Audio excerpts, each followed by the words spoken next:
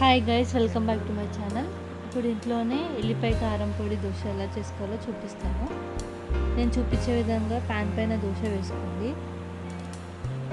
దోశ వేసుకున్న తర్వాత బటర్ కానీ లేదా ఆయిల్ కానీ యూస్ చేయొచ్చు. నేను ఇక్కడ బటర్ యూస్ చేస్తున్నాను.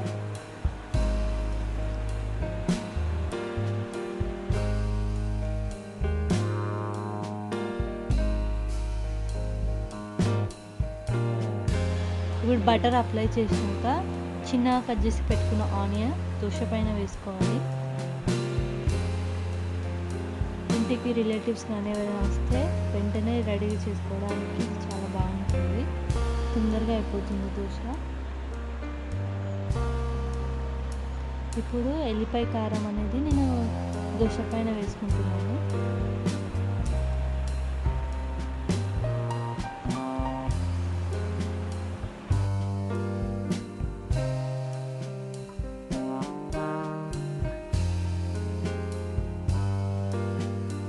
ఎల్లిపాయ కారం వేసినాక ఒక 2 minutes ప్యాన్ పైన ఉంచండి. ఇప్పుడు వేడి వేడి ఎల్లిపాయ కారం దోశ రెడీ.